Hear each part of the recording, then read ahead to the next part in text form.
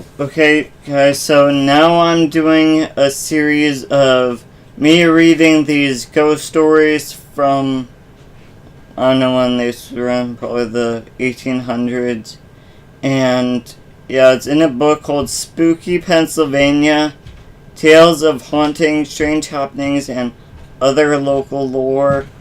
And it says, retold by S.E. Schlosser and illustrated by Paul G. Hoffman. Now, the one story in particular I'll be reading to you today, I'll be sharing, is called Hexed.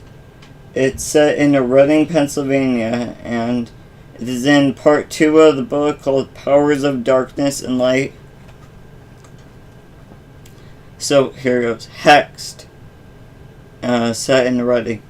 When Mike Yoder first came to Reading, he bought himself a rundown old farm just outside town and moved onto the 163-acre property with his plump wife and his 11 children. Wow, 11 children. You know, back in the day, it was very different. I mean, that's just too much. Too many mouths to feed, too much carbon footprint. But I know most people don't have nearly 11 children today. The family worked hard from sunup to sundown, tending the farm chores, going to church, contributing to the community. Within 10 years, the farm was all paid off. The buildings were in prime condition, and the Yoder family was making a prosperous living. Life was very good. Then a mysterious illness fell upon Ike Yoder. Day after day, he would faithfully do his work, attend the local town meetings, and act as a church deacon. But he grew thin and pale, and folks soon noticed that he moved slowly, like an old man. The Yoder family was alarmed. Mrs. Yoder pressed food and drink upon her husband at every occasion, and he ate with the appetite of a young boy, but he did not gain any weight. The local doctor was brought in to examine Ike. The doctor prescribed a treatment of castor oil and herbal remedies. Oh, that castor oil comes from beaver anuses. Not sure that does anything. But none of the medicines worked. So the Yoder family sent for specialists from the nearby cities. These expensive physicians poked and prodded poor Ike and gave him strange medications that tasted awful and made him feel even sicker than before. Nothing helped. Ike continued to lose weight, becoming so pale and listless that Ms. Yoder was afraid she would lose him altogether. The Yoder sons and daughters fretted and moped and tended to their chores with a listlessness that almost equaled that of their father. So great was their distress.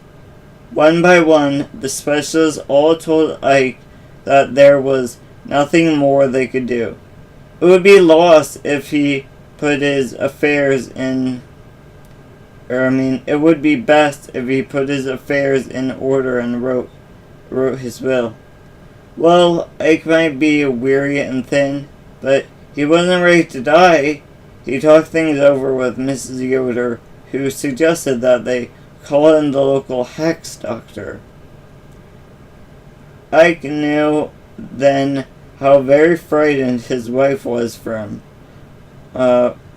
For she did not approve of powwowing, a type of folk medicine that included faith healing and occult practices.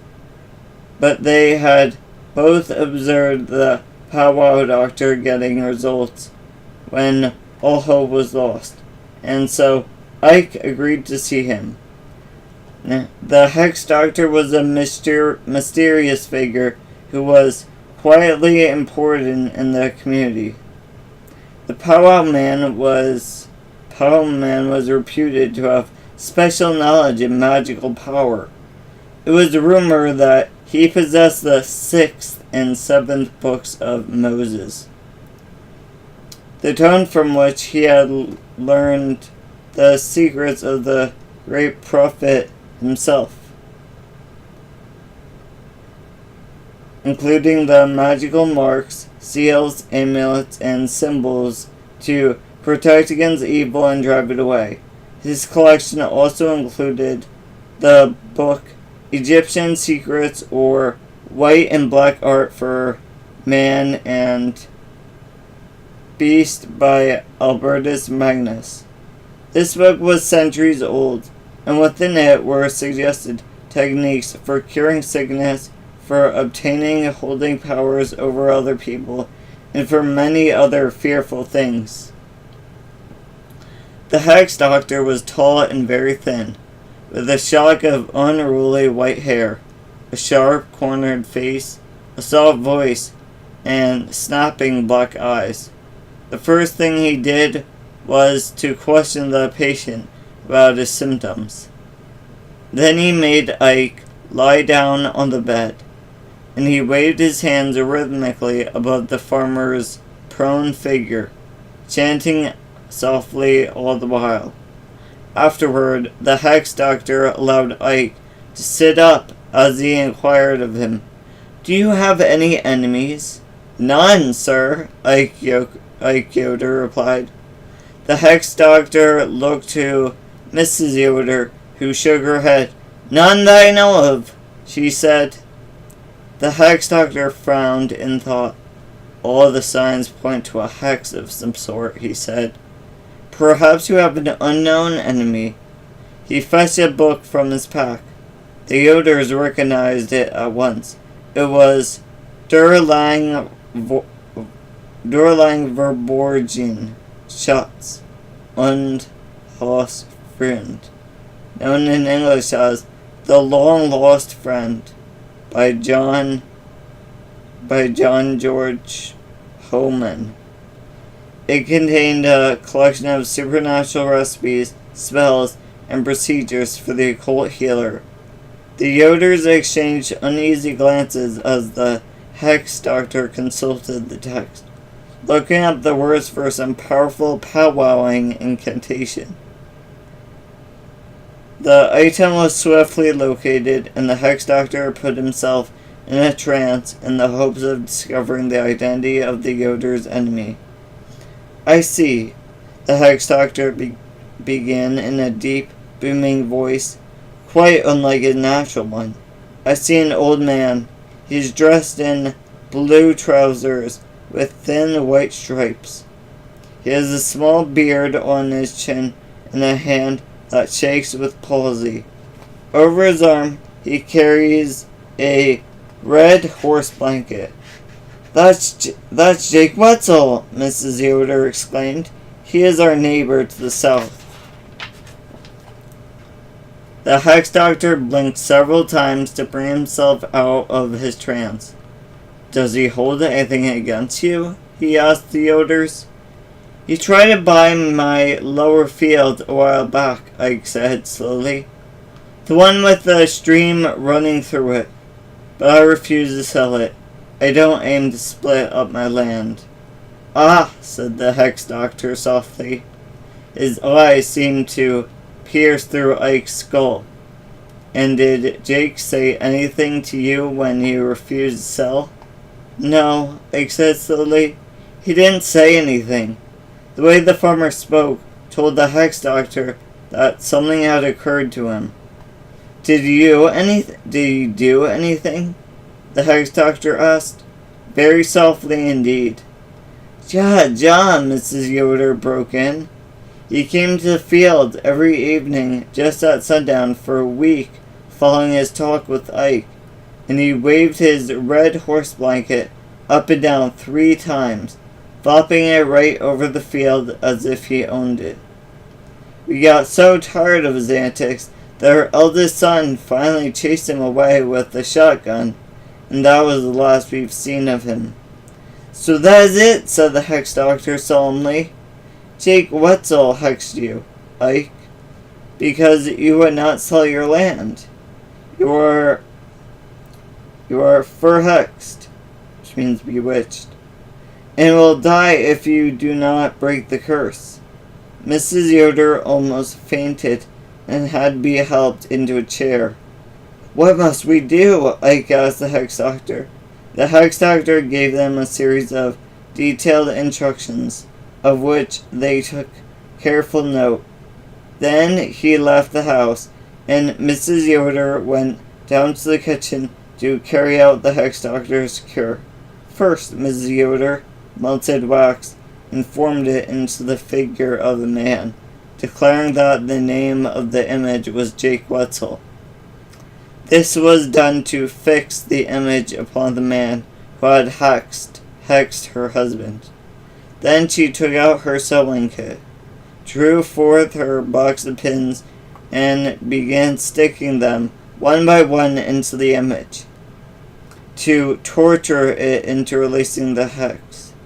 Finally, she threw the wax image into the fire to burn, thus destroying the one who had tried to destroy her husband. When the wax image was reduced to a puddle underneath the grate, the cure was complete. Sobbing with weariness and fear, Mrs. Yoder went upstairs to tell her husband that she had carried out the Hex Doctor's instructions. Then the waiting began. For 7 long days, Ike lay in bed, growing thinner and paler by the day. Mrs. Yoder began to fear that the Hex Doctor's cure had not worked, and that her husband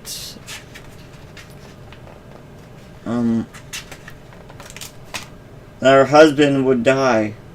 Then, on the 7th day, Jake Wetzel dropped dead right in front of his house.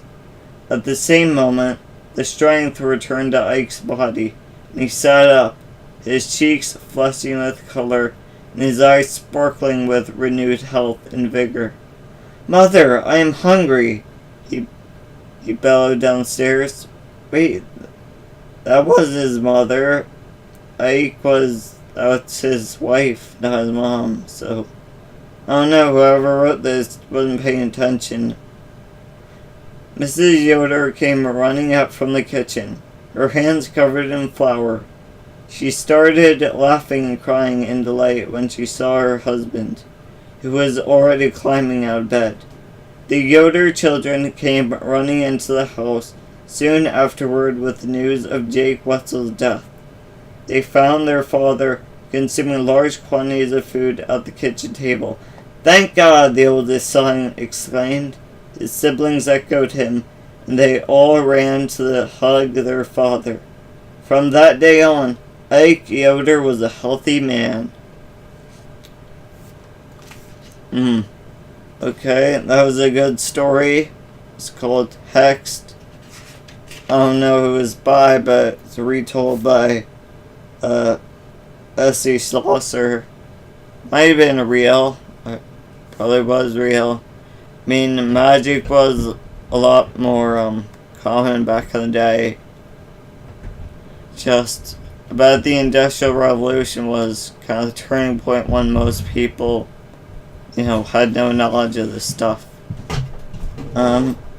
So yeah, I've been to powwows and they're fun. I never really got the main point was healing, but they do have some dancing, like interracial or intertribal, where you can just go in the center and dance, like freestyle, and they have special dances that are for, like, I think women's shoeless, or they have the bell dance, or the men's, whatever. They have specific dances, and I guess dancing is kind of their medicine. Like, I know there's a hoop dance. I haven't seen that. Snake dance. Was it circle dance or hoop? Yeah, hoop dance. So I don't know. I believe in hexes, especially with voodoo. Like, she used a voodoo doll to cure it. Wax figure. I don't know why they had to kill the guy, but I guess Jake Wetzel was a bad person if he started it. I don't know, let me know in the comments what you guys think. Have you been to powwows, or what was your experience? Okay, keep thinking outside the box. Remember, everything is meditation. Like origami, or I guess reading, or anything where you're only focusing on one thing. Yoga, I guess swimming, archery. Signing off. Bye.